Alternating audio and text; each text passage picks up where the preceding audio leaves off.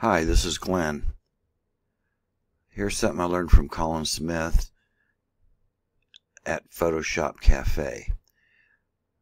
It's HDR. I don't really like HDR, but what he showed me, out of all the programs I own, HDR, Aurora HDR Pro, Photomatics, On One, even Photoshop HDR Pro, this makes more realistic looking photos, and the best part about it, you save it as a DNG file, which is Adobe's Camera Raw file name for RAW files, which is what makes it so great. So here's what I do. I'm in Bridge right now. I selected 7 images, 7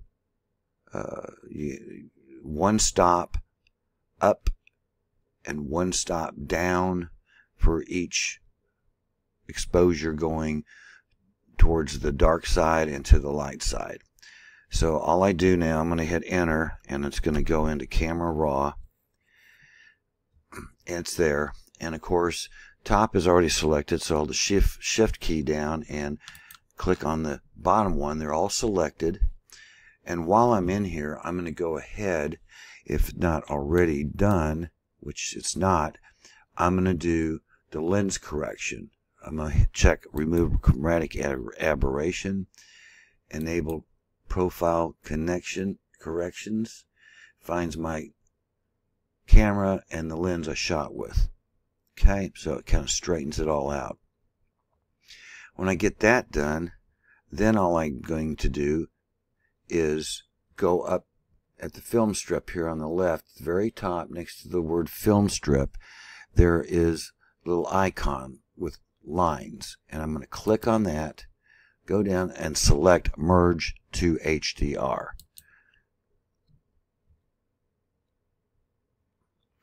And this takes a few minutes or seconds, I should say.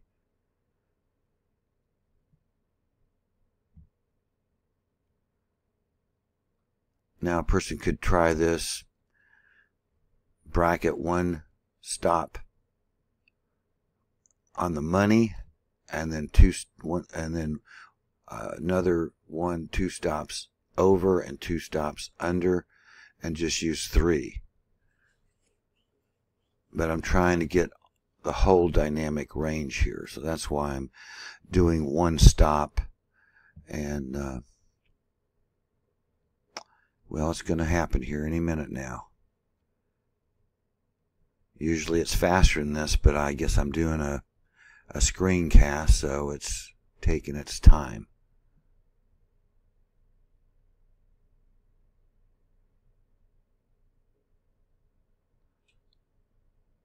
Okay, here it's coming. There it comes.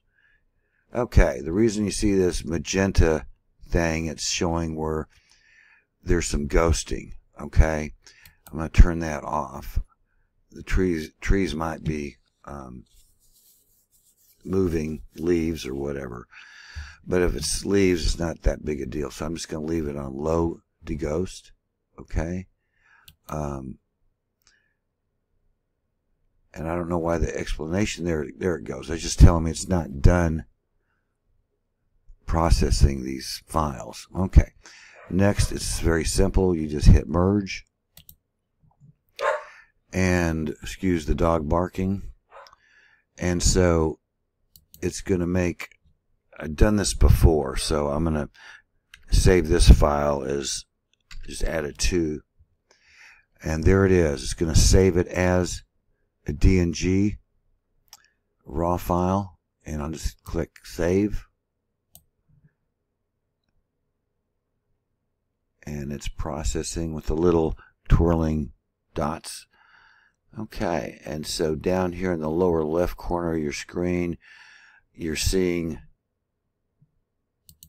the DNG file. Okay, once that exclamation mark goes away, then it's ready to open. So I'm going to open it as a smart object. Okay, if you don't have this set right here, you click down. Let me do it over again. You go down to the bottom here and you click on that and just leave everything at default, but click this button, this box, and you see Smart Objects. Okay, I always use Smart Objects in everything I do. Okay, then click OK.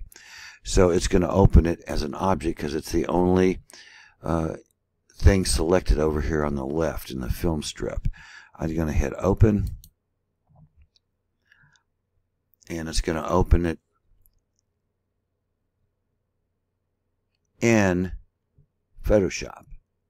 And now that's not too bad. It's pretty, comes out pretty nice and clean. So the reason I have a Smart Object is because if it's a RAW file and it is a Smart Object, you can, and there's the little icon right there, you can double click on it and it will take it back into Camera Raw, where since it's a RAW file you can do more editing. Okay, and this is what it automatically came up with. So this is where you can go and tweak stuff. And just a few examples real quick. I might bring down the exposure a little bit. Move that down just a tad bit, not much. And then I'm going to bring up the shadows a little bit more. And the highlights, I'm going to bring it down. Get more highlights. Okay, now we're starting to see more information in the sky. The other thing I do in this situation, I'm just going to go in and use the adjustment brush. I got auto mask selected, and what I'm going to do here is I'm just going to click exposure right over here, and it brings it down to -50. Now, as long as you got auto mask selected, if you keep that little cursor in the center of the circle, you just go and start painting and keep it on the sky. Don't let it get on the leaves or it'll affect that. And then over here, I'm just going to click, fill that in, and click that there, and I'm just working on the sky. That's all I'm doing. And I'm doing this real quick right now. And the finer points, just find an opening where the sky is, put that cursor on it, click on it. And this is kind of down and dirty what I'm doing here. Okay, so, and the reason I have it down 50%, heck, you can bring it down to more. But you see exactly where you've been. Okay, so that needs a little more. I'll go ahead and try to click in there carefully. Okay, so I'm going to bring it back up, and then you can adjust it to your liking. So I'm going to leave it about right there.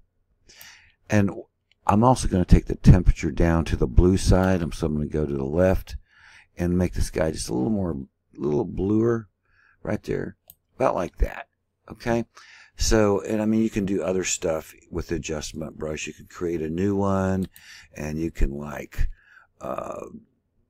let's see, I'll just do right here. You can do the flow and the density. For instance, if I do this right now at +20, I'll just click once. In fact, I'm going to take off the auto mask here, and I'm just going to click once here. You can put little highlights of light.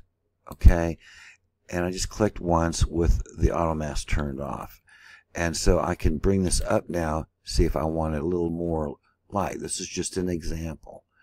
Okay, so I'm going to just do it about there. Dark spot right here. I'm going to click in there. It's kind of dark over in this corner here, so I'm just going to click there. Okay, enough of that. Now I'm going to go and say OK. It's going to go back into Photoshop. And I have a preset. Okay, and I have the, or not a preset, but an action, and I have it designated to the F11 key on my keyboard, and I'm just going to punch F11, and it automatically creates shadow highlight adjustment, and also hue and saturation, which in this case I know it's -27 of the yellows. So I'm going to select that, and since we have grass and leaves in here, what I did is I clicked this little hand tool up here, and I just back and off, bringing up the yellows a little bit from -27 to give it a little more colors in the grass and the leaves. Okay, so about right there. And then of course your shadow highlight, being it's a smart object, it doesn't go over if you use just the adjustment panel and go over and onto your main photo, which is very destructive. It's just a smart filter. So I just have that where it brings that up, and curves, I just have it set like that. It's just a starting point, so I can go back and change this stuff.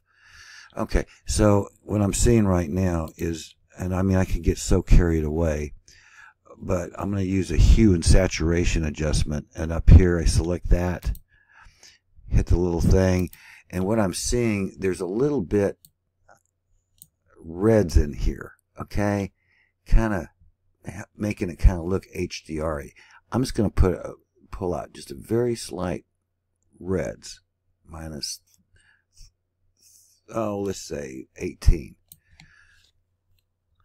Now, and from here you can just do all kinds of stuff. So get to a close here. I'm just going to do my favorite curves preset under curves, and that would be linear contrast, and it just adds a nice punch. Okay, of course the guy could also go in, and I'm going to go before that, leave what I just did on top and put another curves adjustment in, select that, and then I'm going to manually just take and bring up the lighter side, kind of like that, and a tiny bit of the dark side, just very small. So anyway, from here you do it the way you want to do it. Okay, so anyway, once I get that all done, then I'll hit save as, and I save it as a PSD. I make sure it's going back to the file and hit save. And I like to save my PSD file, so if I want to go back in later and change something, it's not a big deal. It's easy. After that, I flatten the image, go to layer, flatten image, it's flattened. From here, the next step I always do is I go up to filter, and I use the Camera Raw filter in here, and to get my vertical straight, I click on this called the transform tool, and I click that. Over here you have your uprights, nothing done. This is like automatic. Okay, and then you can try out, and this works about 95% of the time, believe it or not. It's unbelievable. And there's verticals. Okay, so let me go back to verticals. I kind of like verticals better. Okay, so there's that. And I just say okay. Okay, and then before I do any sharpening, I'm going to look at it, tweak it real quick. I'm going to use the brush here, the healing brush, and there's a looks like a grocery cart in the water right there. I'm just going to go over there and tweak that a little bit. This kind of annoys me. Anyway, I'm going to stop there. So the very last thing I do, I go and I sharpen, unsharp, mask, and it goes back to wherever you had it before. and I'm going to do